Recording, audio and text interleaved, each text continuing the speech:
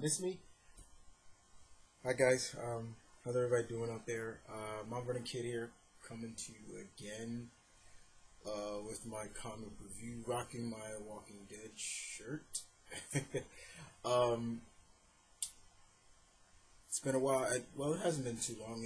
Like I said, guys, I didn't have the time to put up my last review, but hope everybody's well. Mount Vernon Kid just wrapped up not too long ago. Wrapped up my first live chat with members of Dark Avenger Inc. Plus. That was really fun. Not too long ago, just wrapped up a pretty decent, really wrapped up a good group call with a lot of my fellow YouTubers 3 members on Skype. It was fun. It was really good this time of week. But here I am, guys, to pretty much once again just got a big list. That's why this is another giant size edition. Basically, I'm gonna review the books that came out last week that I picked up, as well as this week. They're pretty much jumbled. Not everything is in alphabetical order like always, but they're still kind of in company wise the way I'll do it. As well, shout out to all the people from YouTubers 3 to my mentor to people in the Dark Avenger Inc. family. As always, you guys know who you are. So let's kick this off. Let's get into the comics, right? Yeah, everybody wants to get into comics. All right. So we're going to kick this off very fast. I may go faster with some books, but may not. So we'll kick it off in independent, all independent that I picked up. All right. Note that none of my books are in boards and bags. I got to get some more boards and bags. But we'll start off with Valiant Comics. X-O-Man of War number 9. This is the prologue to the next story arc called Planet Death. Badass cover. Basically, the Vine is coming. They're coming to either reclaim the sacred armor, the X-O-Man, the Man of War armor, or destroy planet Earth. Die, basically. Elric here has realized the armor is giving him a little bit more power. He's taking the fight to the Vine, and he's also the armor is giving him a little bit more, that now he's able to compromise the Vine's secret like meetings where nobody else can. So that was really good. Just really good, very good indeed. X-O-Man of War has just been excellent, Valiant, excellent. Okay, so we move on to Image, and we're going with Mara. This is number 2 of 6, I believe. Now, in this issue, Mara has come face to face, in a sense, with the fact that she has abilities. She has powers now. She's a very high, popular volleyball player. She's pretty much like, let's say she is the Williams sisters. She's one of the Williams sisters in a futuristic era, pretty much like that. And her life was big as it was now, but now it's big again, but kind of for all the wrong reasons, in a sense. She has powers now, and a lot of the people are talking behind her back saying she cheated now, because of her abilities, but her powers just manifest. And to the point, she is really worn down, torn about it. She's really depressed. She's not sleeping well. Her brother, who's in the military, is trying to keep her spirits up. Her publicist is trying to keep her spirits up. They try to have a friendly game, and she's like, look, some of the opponents start talking behind her back, and she's like, you know what, I can't deal with this. Just flies away. But so far, Brian Wood has still been doing a good job on this. This has been a good read, something out of a different take for something new. Like, what if you you, as you were being a popular athlete, turns out you manifest powers beyond your imagination and people now looking at you differently. That's pretty much it. Alright? So we move on to Boom Studios and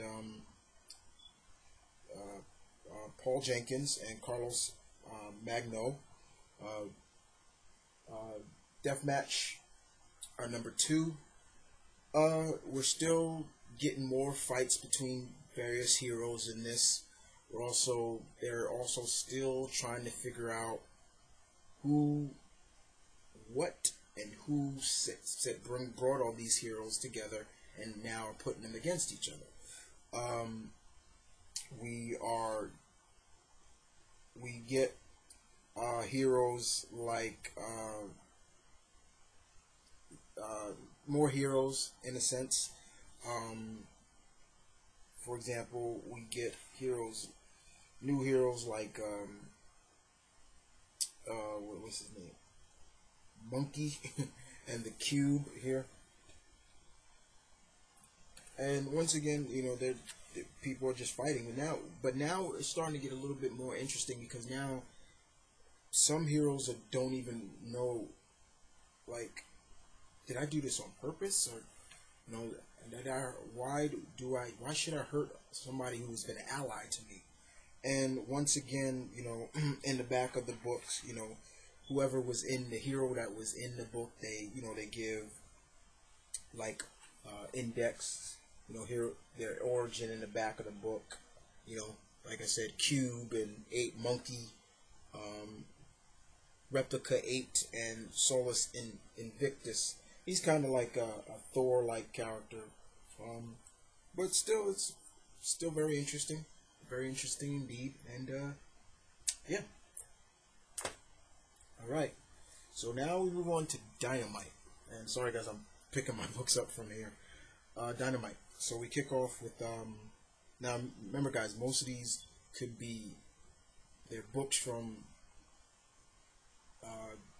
last week and this week. So some of those books came out this week. So first off, we go with Bionic Woman, number 7. This starts the new story arc, where Jamie is really trying to figure out her past, because for some reason she can't remember her past. Even the fact that she used to date Steve Austin, the Bionic Man, and she's checking in on her friend that literally fell 10 stories from a building in the last issue, and she pretty much was really damaged. And at first, the people that created, helped rebuild her, Jamie, was going to put bionic parts into her just to save her life, but she told them not to. So she's still really jumbled about her past, and she's trying to remember things and remember who she was before the accident that turned her into the Bionic Woman. She's trying to figure out this, old high school friends, everything like that. And of course, one led to another, and then trouble comes into a factor. And pretty much Jamie has to do her thing. Even when she's on like a little date with Steve Austin, she's like, "Oh, well, thanks for the coffee, Steve. I gotta go do something." Like, she keeps seeing this woman that is almost like these women are spying on her, and they're very fast, just as fast as she is. So it's still being built up very well with the Bionic Woman. Like I said, Paul Tobin still does a very good job, and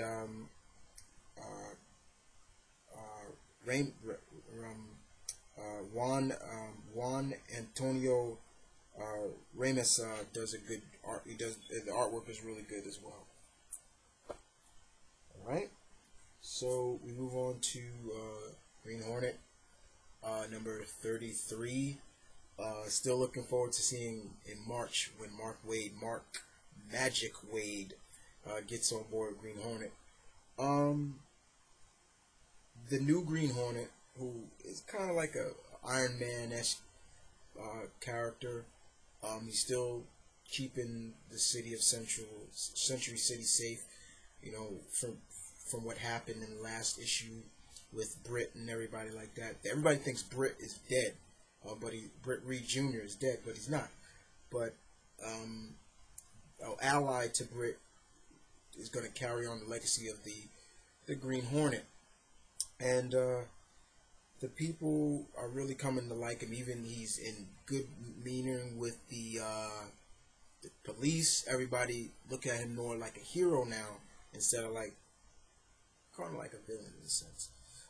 But this, he's not pulling any punches. When he takes the bad guys out, he really takes them out. And what makes it even interesting is that the police are really behind him on doing that stuff. And it's just like, whoa, So we move on to Lord of the Jungle, number 12. Oh man, Advent Nelson still is doing an excellent job on this book, and Roberto Castro's artwork is fantastic. I love his artwork of how he draws Tarzan. The book, the feel of it is really gritty and dark, but for that era. It's been fun. So basically in this issue, Tarzan is being led by Basuli, and they're taking him to the city of Opar, the city of gold. They reach Opar, and they're searching through Opar, and like they can't believe like everything is made out of gold. It's like the African version of El Dorado. In the meantime, Tovaris Rokov, the Russian spy, has kidnapped Jane and John Clayton, and Tarzan doesn't know about it. But he's still looking at through, Opar. Then he gets attacked by these humanoid, ape-like humanoid creatures, and they are halted by pretty much their leader, who happens to be La. Her name is La. For all those who watched the Disney animated series of Tarzan, remember Queen La? Yeah, that's who was in this. And she's fascinated with Tarzan and everything like that. She explains who she is. Here she is right here. That's her, La. And they're all bowing to her, and Tarzan's like, you speak my language and everything like that. Unfortunately, it doesn't go too well with La in terms of her own kind of people turn on her because her fascination for Tarzan. And of course, Tarzan has to spring into action, take out some bad guys, old jungle style. That's beautiful right there. But of course, it's still to the fact that Rokov is using Jane. They're going to use Jane basically to get to Tarzan in a sense, because Tarzan made it to Opar before them. But Lord of the Jungle has been really good. I've been loving that. Dynamite, just keep doing your thing. Next up, we go with Mask number 3. Chris Robinson, still art direction of Alex Ross. Great cover. Spider, Green Hornet, and Shadow. And basically, the group are still just trying to figure out who is running the Justice Party and why is this happening. The city of New York is in turmoil. The team thinks if we get to the governor up in Albany, New York, we can get some answers, things like that. It's been really interesting. We get to see a little bit more of the Green Llama and Ms. Fury in action, which was really interesting. We get to see, we don't really get to see Zorro in action, but we do get to hear him talk about himself, people that wore it before him, and things like that. As you can see, Green Llama and basically getting ready to fight the Justice Party and stuff like that. it's just really, really good. And since this is like a 10-part miniseries, I can't wait to see, like I said, what other mass vigilantes come into the fold, because Hornet and Spider and people like that, they're building an army to battle this.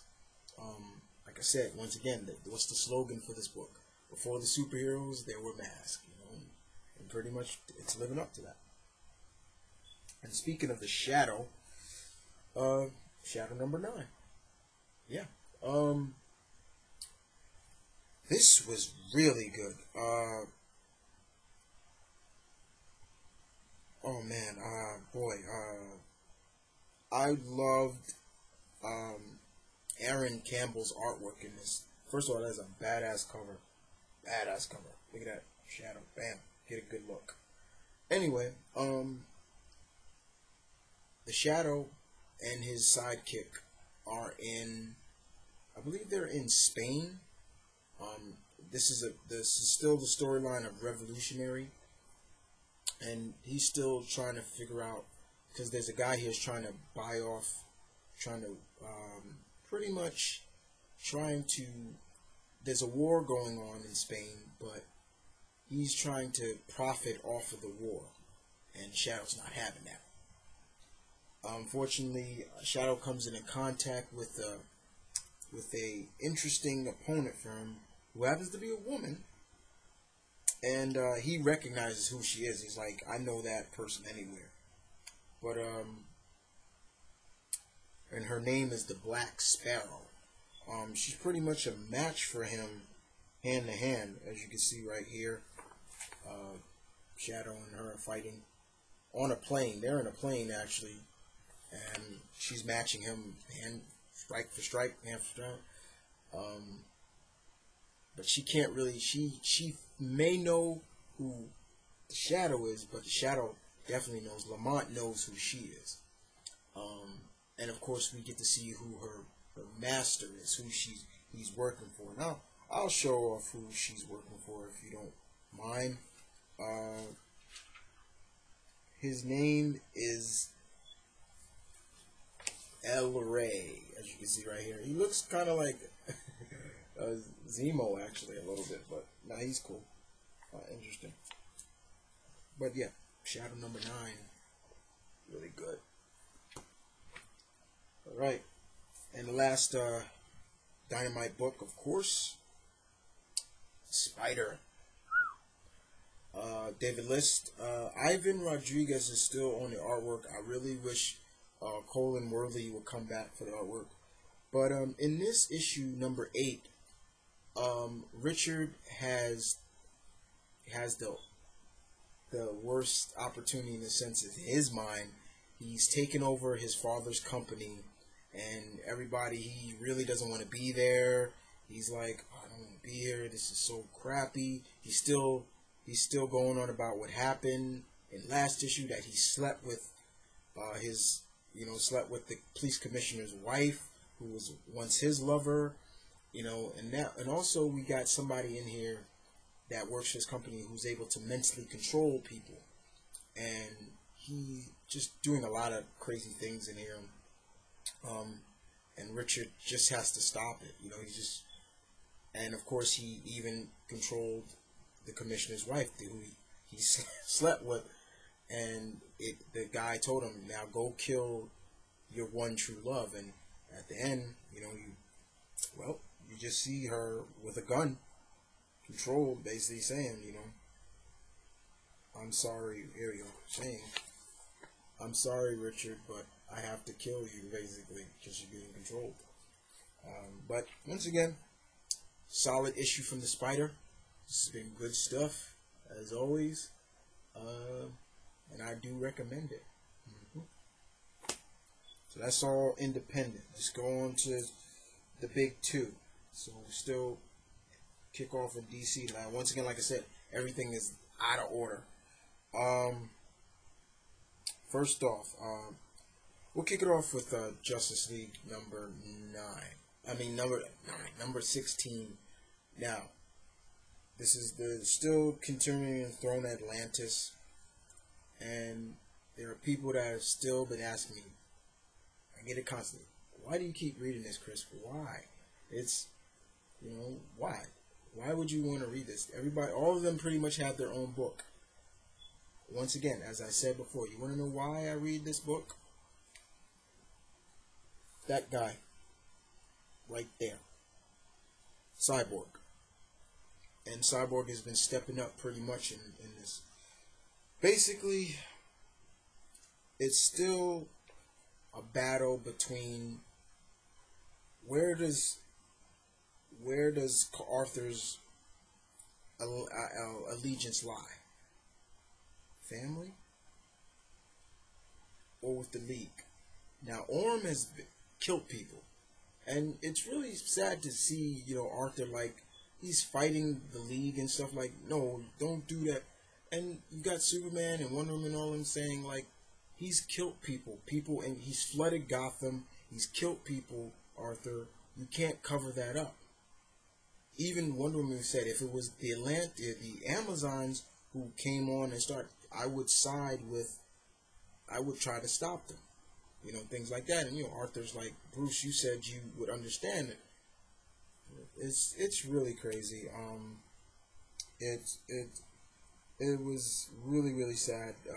But seeing, it's sad to see Arthur have to choose between sides. But then sometimes when you look at it, it's like, look, blood is blood, but wrong is wrong. Wrong is wrong. And your brother is killing people. He killed people. Now, as for the Jeff Johns, Gary Frank story with Captain Marvel, I refuse to call him Shazam. Billy has met the enemy, and he is bad. And Billy meets his match with Black Adam. Man, he is just no match for Black Adam, and Billy's just getting tossed around, beat up. Adam just is too much for Billy. Billy's still a novice at this, and you just see Billy try to punch. Catches, and Billy's just like, "What do you want from me? Who are you?" And basically, Black Adam's, "I want your power," and it was crazy. And then he basically had to say Shazam again just to get away and turn back into himself. It was, and you just hear Black Adam, "You can't hide from me. I'll find you." And that's another reason that's been really good too. But yeah, for all those who want to know why do I keep reading Justice League, it's because of Cyborg. I do love Vic Stone. I love Cyborg. Alright, so we'll move on to the next part of Game of Throne of Atlantis, and Aquaman number 16. I watched my mentor's review on this book, and I totally agree with him on pretty much everything he said. This did not feel like an Aquaman story. This felt like another part to Justice League. I'm not going to talk too much. Basically, the only thing I'm really going to talk about is what Cyborg does. He tells his dad to finally put more parts into him so he can go help the Justice League. Pretty much they've been taken down to the bottom of the ocean by Orm. And so basically he tells his father, take out the other lung that I had and take some other stuff out. All I need is my brain and my heart. But before that, Cyborg calls out, because the Justice League has been pretty much captured, and he calls out reinforcements. And he calls out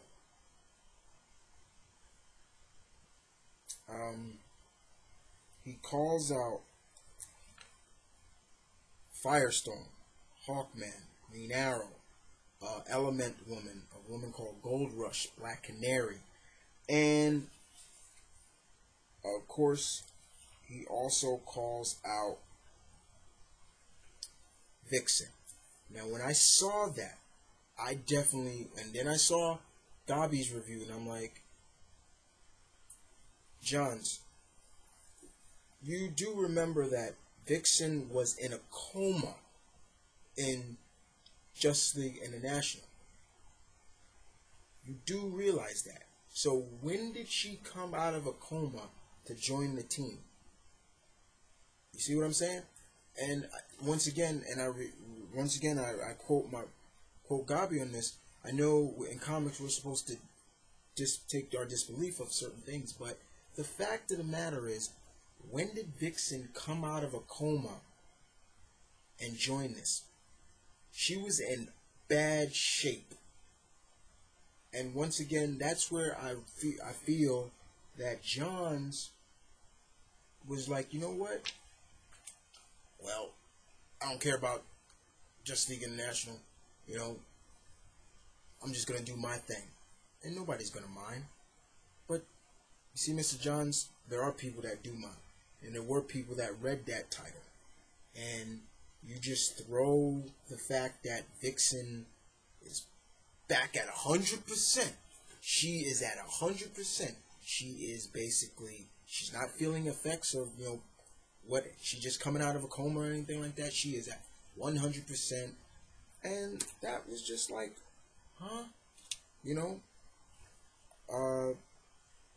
you got Hawkman in here being kind of bloodthirsty. Sorry, babe. I'm sorry. But yeah, it was just like, wow. But we also get to see kind of who really is the cause behind this whole thing about, you know, Atlantis attacking the surface world, which was interesting. Alright, so we move on to Batman the Dark Knight. This is issue 16, Trapped in Chaos of the Mad Hatter. Greg Hurwitz and Evan Van Shriver does the artwork. Great artwork in this. This was good. This was good. This made me really get a taste of what a full story arc for Greg Hurwitz can do. Mad Hatter came off very intimidating in this. Most of us will probably say, you know, Mad Hatter has got some mood points, but never really looked at him being intimidating. In this, he does. He makes people twice his size very intimidating. And what he does at the end of this issue, oh my god, just was eerie. But yeah, I'm looking forward to reading the rest of this. Dark Knight has been really good reintroducing the familiar rogues gallery of Bruce's. Very good. Very well, in my opinion. Alright? So, once again, this book, these are, you know, once again, like I said, they're all jumbled up from last week and this week. So, I'm going Batwoman number 16. J.H. Williams III. Art was good stuff. Artwork is great. You know, still dealing with the team up between, you know, Katie and Wonder Woman, and them finding Medusa and everything like that. Now, in the book, does Medusa look ugly? No, she doesn't. She's pretty hot for a Gorgon, you know. But it's very interesting indeed. We do get a image of the all new improved Flamebird, Flamebird, I think, in this as well. But I'm pretty much kind of spent on this team up. Don't get me wrong, I think it's cool, but let's get back to some nitty gritty of just, you know, hey, story. That's all. All right. Birds of Prey, number 16. Strix, the Talon member that Batgirl met in her annual and brought onto the team. This does not happen in the book, but let's just say Strix has a lot to learn because she can't talk. She can't talk. She communicates a lot with sign language, or she writes a lot of stuff down. And, you know, Dinah and and Starling are like, "Are you crazy? You can't have her on the team," things like that. And of course, they get a new member as well that comes on the team. This book has been out a week, but I still won't spoil it too much for anybody. Um, and Dwayne Straczynski still does a good job. I know he's about to leave. I think he has 3 more issues before he leaves this book. But it was still good nonetheless. But it's still, what is going on? What are you doing with Canary, Mr. Straczynski? Like, Jesus Christ. It's like, why are you messing with Dinah like that? That's my girl, man. Just chill with that. Kid, calm down. Don't change her too much. All right. So we move on to the Flash, number 16, Battle in the Speed Force. Do I like this series? Yes, I do. I think Francis Manapul is doing a fantastic job, much better than Johns did. Johns may have been able to reboot Green Lantern, but I think he kind of failed trying to reboot Flash. But I do think this issue kind of had its problems with this. I definitely felt when I was reading this, Barry was kind of just literally giving up. He just literally gave up, in a sense, and just was like, you know what, I'll just give myself up to God, and that's it. And that's what a hero does. And yeah, in a sense you could say that, but still, you just gave up. And this, if I was rating this would not get a 5 out of 5 to me. I don't rate my books, guys, but this was kind of lackluster for me. I was like, nah, this could have been better. It's just me. Okay, and we move on to the last part of He-Man and the Masters of the Universe, number 6 of 6. First of all, may I just say that is a killer cover of He-Man and Skeletor fighting. Is more in the back. You can see in the back of you got Trapjaw and Evil Lyn and Triclops there. You also got Beastman in there as well. Keith Giffen and Paul Ham, basically Pop Ham. Yeah, I'm saying the name right. Gives us a glimpse. This was good. Now that Adam knows who he is, he kind of knows that Skeletor, if you read the origin of Skeletor, they did, not too long, they show that King Randor and Skeletor were brothers, in a sense. And so, in a sense, He-Man is fighting his uncle. But there's a big battle, and I'll just show you a little bit of that battle between He-Man and Skeletor. And what I really want to show you is just what He-Man does to Skeletor's face. Like, it was just crazy.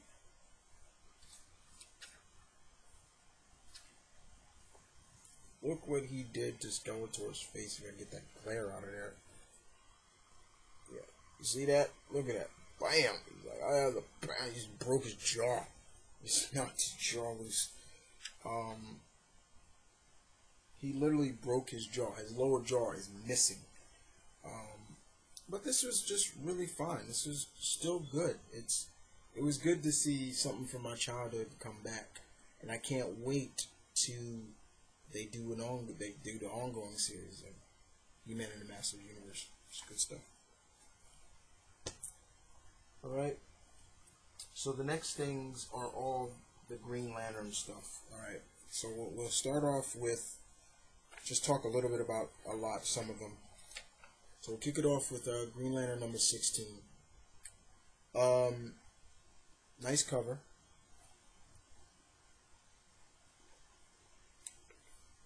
this gave me a little bit more appreciative of Simon Baz. He does something in this book that no Green Lantern has ever done. And even though this book, once again, has been out a week, I still won't spoil it.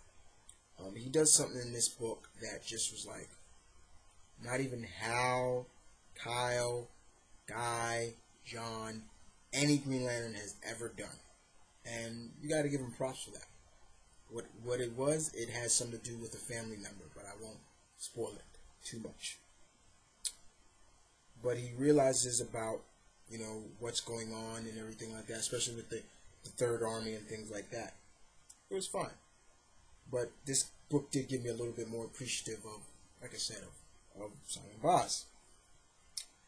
And then we move on to Green Lantern Corps number 16, where pretty much Peter Tomasi brings us more of Simon Baz, but also showcases more of what's going on with Guy.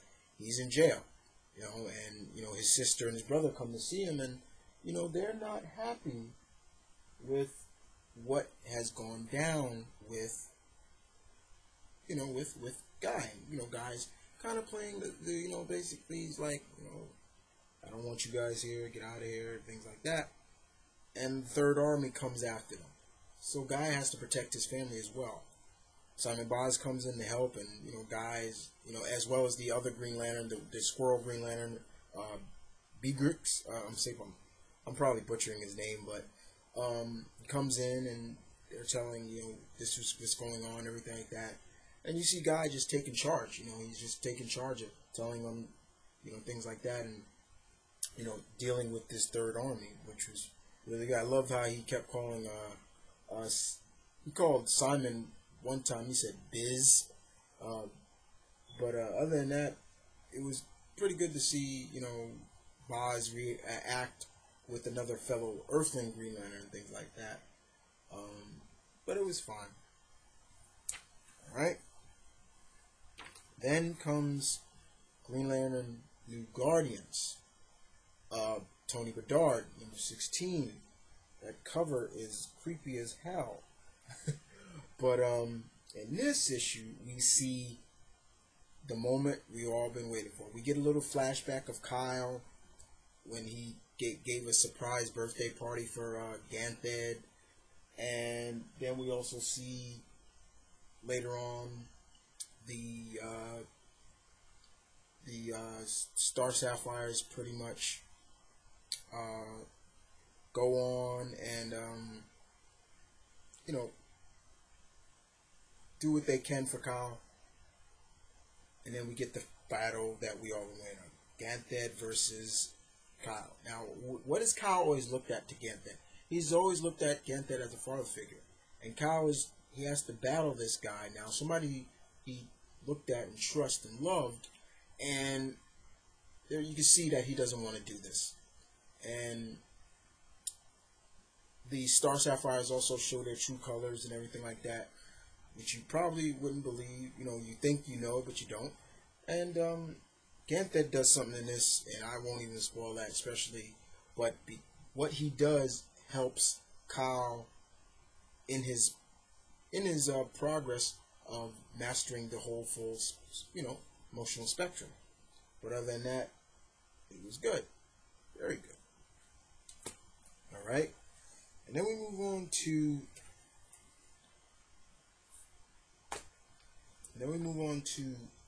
Red Lantern, number 16, Peter Milligan. Rage with the Machines. Yeah. I don't know why people sleep on this book. I really don't.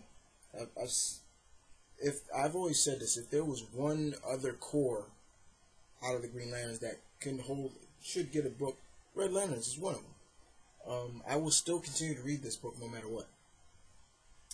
But the bottom line of this, it does tie into, Rise of the Third Army. But basically all this is Atrocitus getting control of the Manhunters. But also, it focuses also on another story, which is Rancor and Belize. And she's really like Rancor is trying to. He wants to torture the guy that killed his grandfather. Excuse me. Killed his grandfather, and Belize is toying with the guy too, and playing mind games with Rancor as well. She slices the guy's like torso and spits like that that acid into his skin, and she's like, he'll torture to death. But then she goes on to say, what I want from you, Rancor, I want your power. But because it seems Rancor is the only one that can do constructs. She wants that, and she's kind of like giving him the the womanly fashion, like, yeah, don't I have something you want, and everything like that, like, and he's like, chick, stay away from me, like, stay away from me. And basically, what's that old saying? Hell hath no fury like a woman scorned. And Belize goes on, is like, now you made an enemy with me, and it's just like, but it was still good. Now we come to the Green Lantern Corps annual Rise of the Third Army conclusion. Peter Tomasi and Chris Cross artwork was really good in this. Now, will I say straight up, was this annual better than the New Guardians annual? You damn right it was. I'll admit that right off the bat. Was this issue good? Yes, it was. It was built up pretty well. But did I have nitpicks about this issue? Yes. We see Guy really leading a charge in here. We see a lot of things in this book, as well as the core, the full core coming together. We see the rebirth of a fallen lantern, which was great. Very great. Excuse me. And when Kyle gets into the factory, now fully a White Lantern charged up, and they're doing battle with the Guardians, I was looking to see the coming death of those blue-faced bastards. And then this issue drops the ball right there. What looks like is going to be the death of the Guardians. We get almost another to be continued. This felt like another be continued. The first Lantern breaks out of his prison, and now he is showing his wrath. And I'm like, that's kind of bad, Mr. Tomasi. I mean, you guys, you built this up saying this is the conclusion. Yes, get a good look. The conclusion of Green Lantern, of Rise of the Third Army. But now all we get is another cliffhanger ending to jump into another story. Here's how I would have did it. Guardians, dead. Killed off. Then you can do the whole rise of the first Lantern, like the prison that he was in broke, and you see him creeping out of it, and now it's like, yes, things like that. But not that way. So,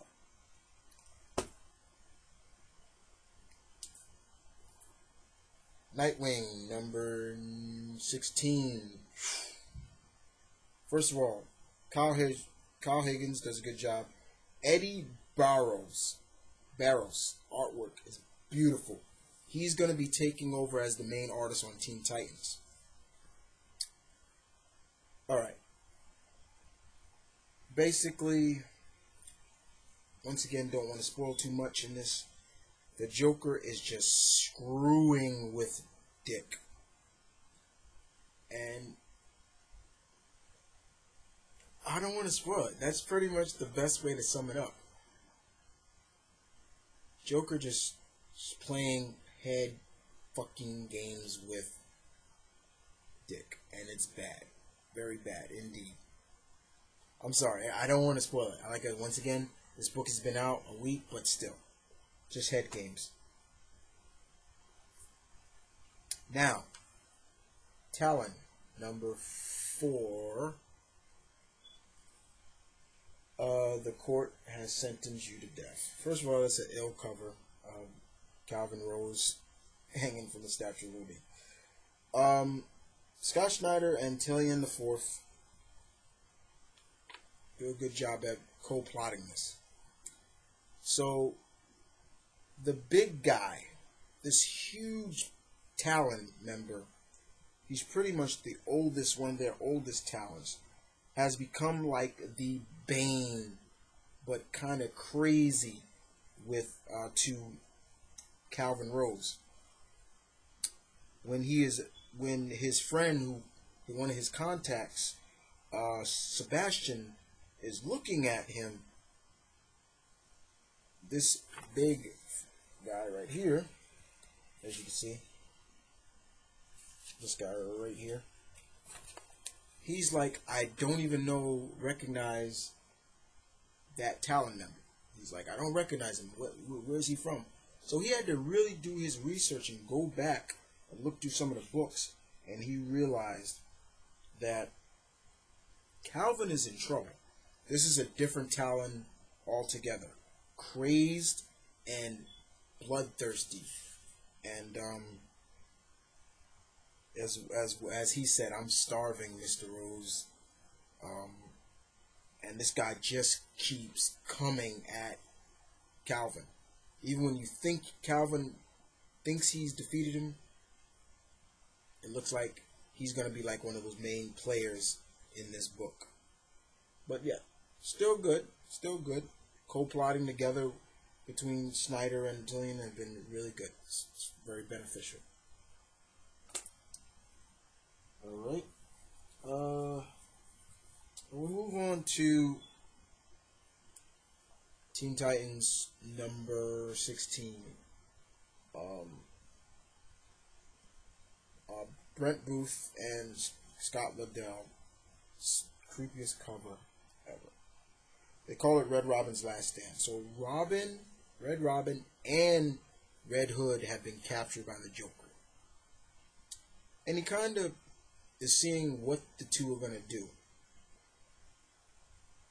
But, once again, Joker playing the head games. It's crazy. It's not fun. It's crazy. He actually has them fight against each other. And you're like, don't do this. Don't do this. You know, but he's just watching Tim and Jason just fight each other. And then we also get a little bit of a scene between the Titans and Arsenal and Starfire and things like that. But what really I wanted to talk about is a glimpse of what another classic Titan member is going to look like in this. Also, the Joker has somebody very close to Tim in this book. Alright? For all those who grew up with the Titans, grew up with Marv Wolfman and George Perez Titans, New Teen Titans, like me, like my mentor Blue Goblin, turn away right now, because I'm going to show you what one of that member team looks like now in the 52. This is totally disgusting. We get a glimpse of Trigon. Trigon looks great. His version looks good. But we get a decent look at what his daughter looks like. And who is his daughter? Raven. Right? Now, for all those Raven fans out there, you're not going to like this. Because I nearly blew a gasket.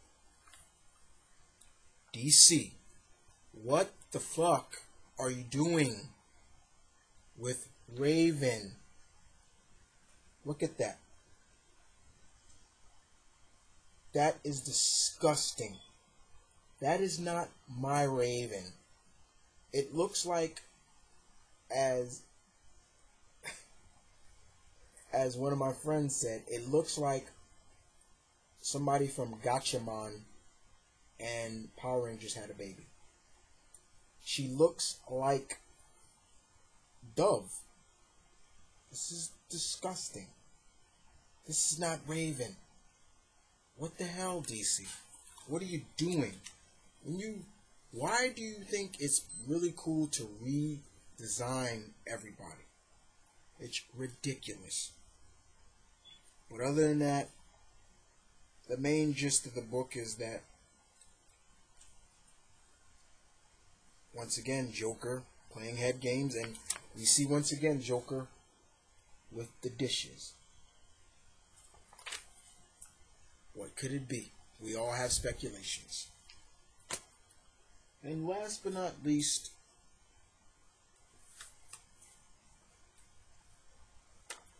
I read it, I like it, Wonder Woman. Brian Azzarello. Wonder Woman is still trying to find Zola's baby. We finally she nearly has a battle with Orion. Orion makes his debut. He explains who he is, everything like that.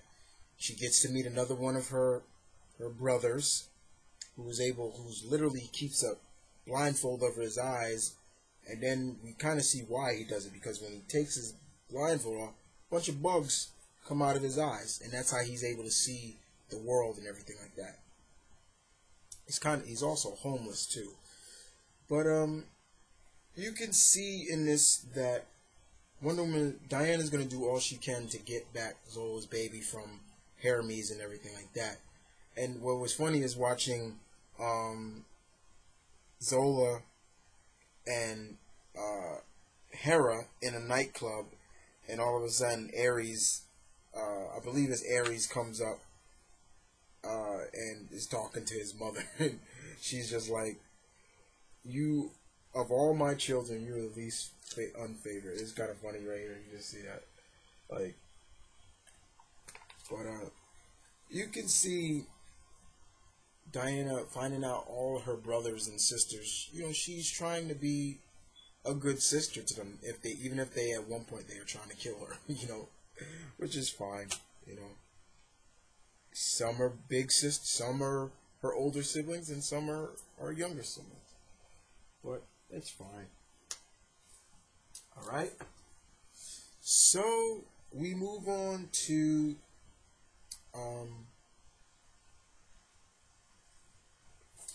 we move on to move on to Marvel. We're gonna close this out with Marvel, the final and once again, like I said, books from last week and this week. So we kick it off with Astonishing X-Men number 58. Mardruk Lu, fantastic job he did on this issue. I felt that we got to see a different side of Warbird, and that was good. You don't just see her as the very powerful, very bold and brave Shi'ar warrior that she is. We got to see a different side of her, and that was fun. Mardruk Lu has just been doing a fantastic job on this book, and I'm glad to see once again she's working. She's doing a good job. She's not stereotyping any characters. She's just doing a good job with what she's got. And with this issue, we saw Warbird a little differently. Yeah. Alright. So we move on to Avengers number 3. Alright. Jonathan Hickman and Jerome Opeña. This is pretty much, in a sense, the conclusion to the first story arc between the team, the Garden. We finally get to see the full team. Well, not really the full team. There's still some members that haven't been put on yet, but we pretty much see half of the team. And like I said, the team is pretty decent. I like the lineup. There's some odd choices, but good choices in my opinion. Like I said, putting Shang-Chi, Sunspot, Cannonball on the team, great stuff. Captain Universe, Hyperion, and Smasher, the first human member of the Imperial Guard. And we watch this, and we just see how the new team deals with the Garden and the ex Nicidio and things like that, and it's really done pretty well. Watching Shang-Chi just in action was great. We got kind of a fight between Hyperion and the Hulk because the Hulk was still being controlled by the Garden. Still don't like how Pina draws the Hulk. He makes Hulk look like an ape, but it was fun. And look at Shang-Chi just kicking ass right there. And then of course Captain Universe coming, showing off how powerful she really is. Now, for all those who don't know Captain Universe has been in the Marvel Universe for a while. There's always had, like, it was just either the spirit of Captain Universe take control of over somebody, but other than that, it was we just saw what she could really do. It was kind of scary, like, but other than that, the team worked out pretty well. They pretty much did what they needed to do. I was really impressed at what I saw. Yeah, Jonathan Hickman did a good job, in my opinion. That's just me. But see, it's Hickman. See, I'm always gonna be on board with Hickman.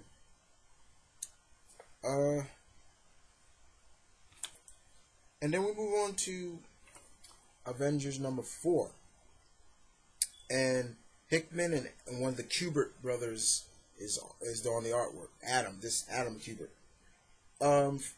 This basically gives us an introduction, for all those who don't know, of Hyperion. That's basically all it, and the ramifications of what happened in the last issue. But other than that, that's pretty much all this is. And once again, the team is going to be broken up. It's not good. They're not always going to be together. In this issue, we have the cast is made up of the roster, or the cast of this is Hyperion, Captain Marvel, Spider-Woman, Black Widow, Hawkeye, and Thor in this issue. And I love the conversation that Thor and Hyperion were having in this, where Thor was asking him, "You want a drink? You care for a drink, Hyperion?" And he's like, I neither need food nor drink. All I need is the sunlight to keep me charged." And it was really good to see, like, that. I don't want to spoil it for you, but other than that, it was good to see. For all those who are not really familiar with Hyperion, you kind of get to see it in this. They give you kind of a glimpse. It's good. The enemies they were dealing with was AIM, the Advanced Intelligent Mechanics. It was funny. Next up, Gambit, number 8. Basically, Mr. Adams still does a fantastic job. In this issue, Gambit literally has to save some of the students. They get kidnapped and taken to the city that is actually the High Evolutionary City that he actually built. He's actually borrowing a suit that Reed Richards made. If you want to see what it looks like.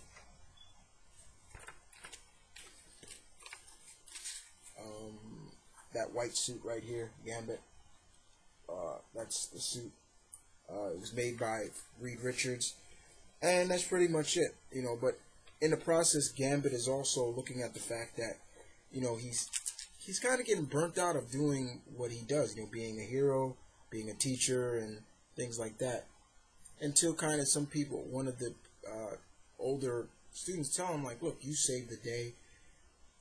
You have to realize that you are a hero.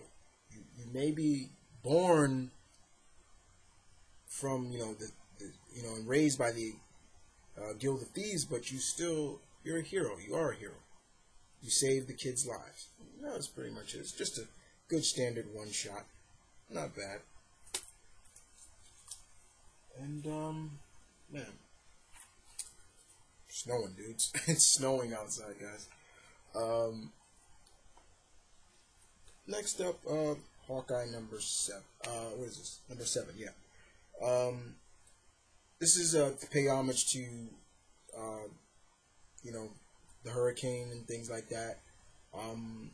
I felt that I needed to pick this up as well. It was just a touching story in a sense, which I have to give Fraction credit for. You know, just dealing with, you know, the hurricane and how he dealt with it and things like that. How he and Katie dealt with it. Katie, I believe in the issue, she was in Jersey actually, when but she had to deal with it as well. You know, that's pretty much all this was. It was fine. Yeah, still with me, guys? Next up, Journey into Mystery number 648. Catherine Amont is the still writing. That is a lovely, kind of deadly cover of Lady Sif on the cover, though. Look at her. It's like, almost like, yeah, kiss me. Or kiss me and I'll break your neck.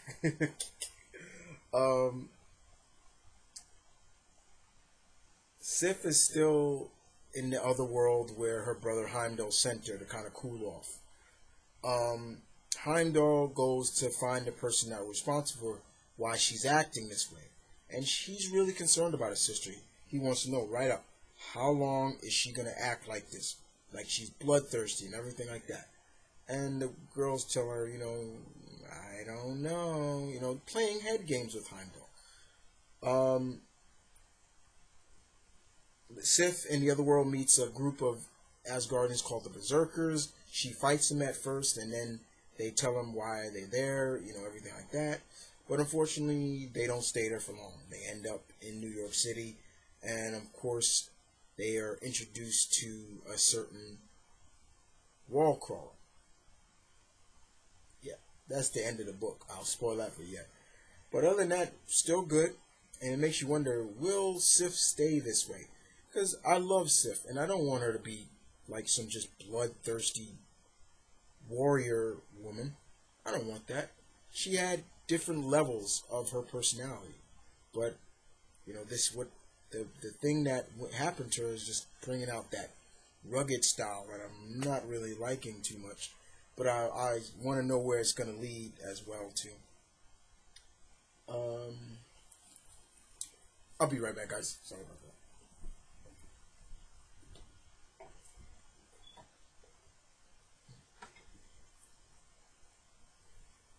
Alright, I'm sorry about that. Had to check some. And we move on to Punisher Warzone number 4 or 5. Bottom line is Punisher is gonna break Rachel Coles out of prison before she is executed. And he literally dupes the Avengers. Yeah. And that's the bottom line. Very much. That's pretty much it. That's all I can say. Greg Rucka, his final run. You know.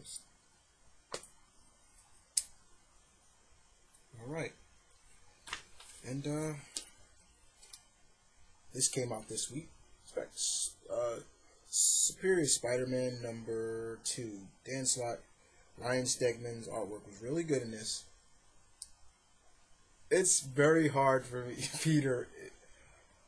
We know now that Peter's essence or consciousness is still around. He's kind of like a ghost.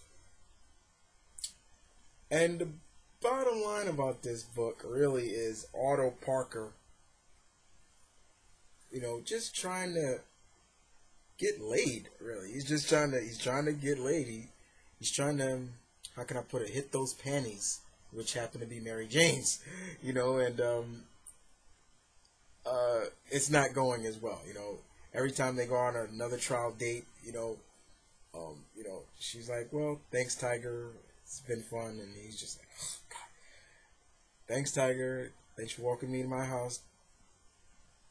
Good night. But he's still coming off as a douche. And you see Peter, the essence of Peter, like, Mary Jane, that's not me. Things like that. But this was definitely better than the first issue. Not a lot of action in this issue, but just a lot of just showcasing Otto just being a complete douchebag as Peter Parker. Alright, so I think the rest of these books came out last week, except for one of them. Uncanny Avengers, number 3, Rick Remender, John Cassaday. Yeah, this book has been a lot late, and pretty much the reason why is because of Cassaday. Cassaday is a very strategic artist, and he takes a lot of time with his work. And sometimes that pays off, and sometimes it doesn't. But in this issue, we just see the Red Skull just being a complete, arrogant, monarch dickhead that he is, using Professor Xavier's powers. We also see Havoc stepping up as leader. Even when Cap is almost like trying to lead it, he's like, whoa, Cap. Am I the leader or not? You see that. And we see Wolverine just really get pissed off once Rogue tells him what happened, what Red Skull did to Professor Xavier. And does Wolverine do some stuff to the Red Skull? Yes, he does. But does Red Skull does something to Wolverine? Yes, he does. In the form of the God of Thunder, Thor.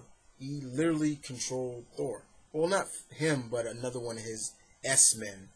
And it was crazy. But other than that, this was fine. I really enjoyed it. It makes you wonder how this story of with the Red Skull is going to end before we get the next 4 members of the team.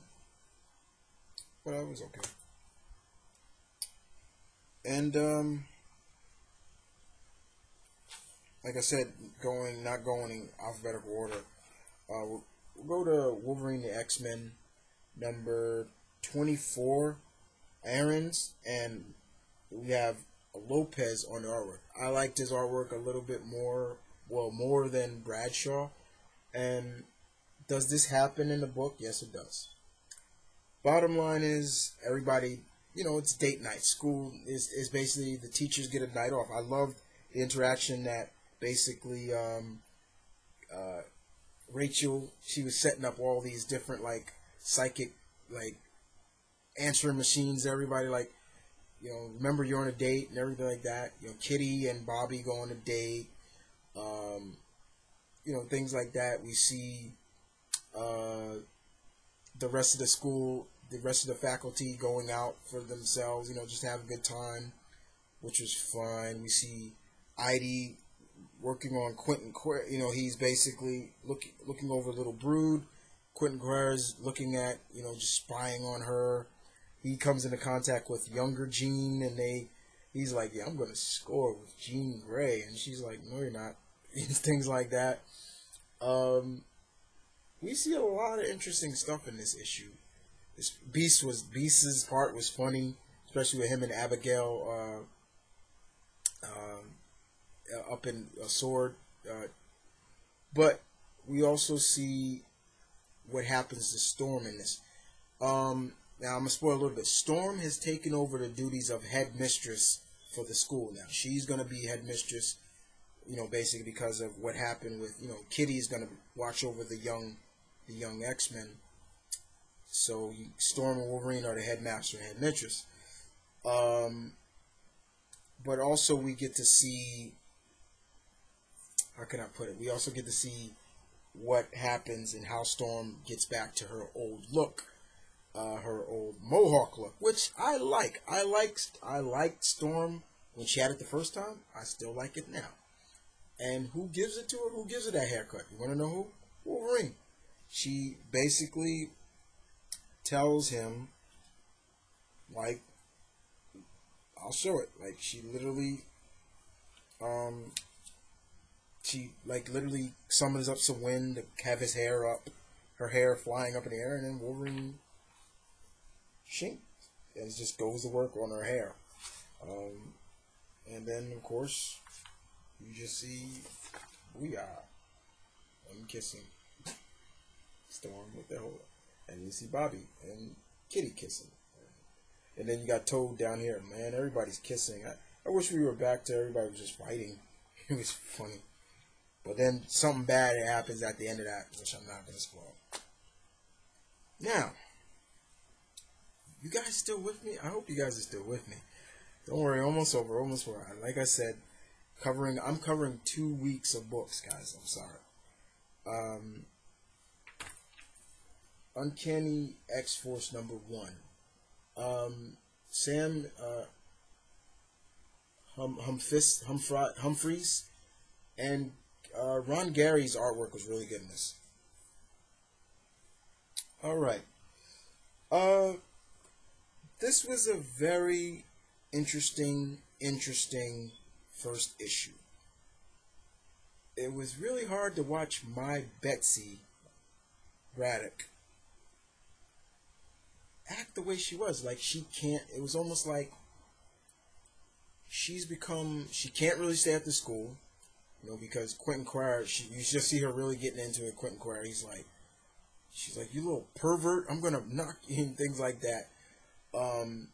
So, she's kind of a little angry. She's a little angry now, and I'm like, with all she's gone through, you kind of understand her anger, but then you're like, why, in a sense? So her and Storm fly off to L.A. because Wolverine tells Betsy, check your emails, something's up. They fly out to L.A., and Betsy's trying to get the 411 on her, on Storm and Wolverine, which is really funny, and she's like, you're not going to. And they finally meet their contact from the email. Who is that?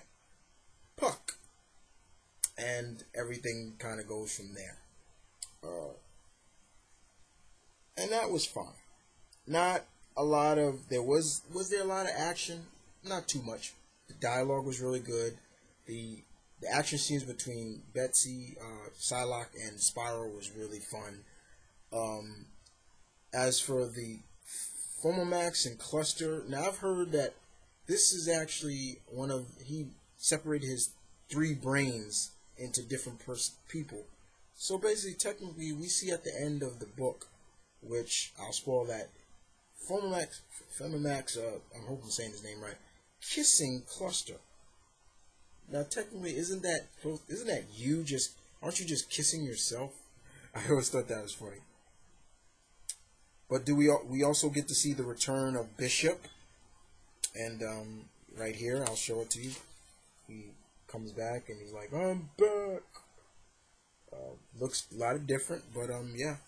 They also give you, like, what also I liked about this was that Sam Humphrey gives you like 411 on the characters in it, like what happened to them, what's been going on with them, where they've been, everything like that. And I thought that was good. It's almost like classic Claremont writing, how Claremont would always put in like the little boxes when he's like, this is Psylocke, her mutant powers, everything like that, but give you a little 411 on it. I thought that was cool. Okay, and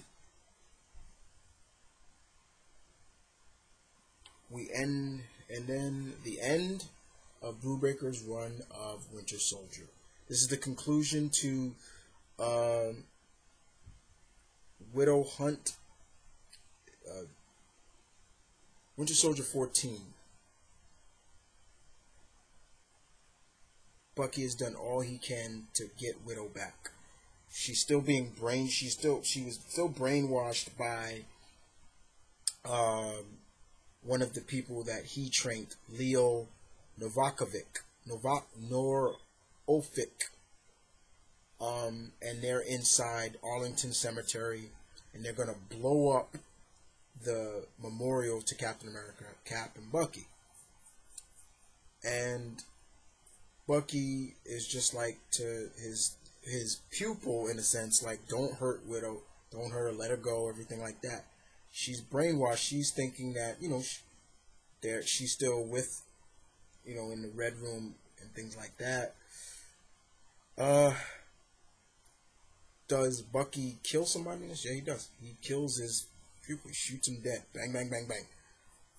And they are able to deprogram, reprogram, basically give back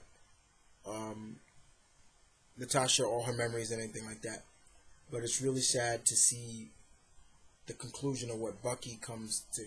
The conclusion is that as much as he loves Widow, he can't be with her because, in a sense, he believes he's brought nothing but trouble for her, and he's better off without her.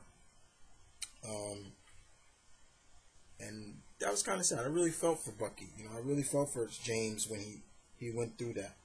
And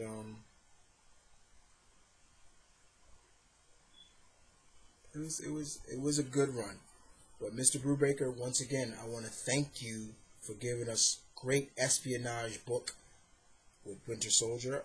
You will always be one of my favorite writers, and I will always appreciate what you've done for this industry and what you've done for some great characters, like bringing back Bucky Barnes. Now, will I be continue to read Winter Soldier? I'll continue. I'll give it a shot. I'll see where Jason Latour and them are going to take Bucky. Yeah, I'll continue. If I don't like it, I may drop it. But I'll give it at least maybe. If it doesn't impress me, I'll drop it. But I usually always continue. I don't like to drop books, especially if I've been continuing reading them like that. But if it kind of gets sour, because I'm gonna come into Winter Soldier as being, when issue 15 comes out, as being not. I'm gonna not try to compare Mr. Latour writing to Mr. Brubaker. See, because that's how you'll get turned off from a book. You can't do that. It's just another chapter in the life of Winter Soldier. And last but not least, guys, after an hour and so, we have none other than Young Avengers #1. Gillian and McKelvey's artwork was really good. I enjoyed the artwork in this. Without spoiling too much, this was just a fun read. It's good to see the next chapter in the Young Avengers. We see that Teddy, Hulkling, and Wiccan, Teddy, he still hasn't lost the passion to be a hero. Wiccan is like, we promised we wouldn't do that anymore, but he's like, look, I fell in love with a superhero, not the other way around.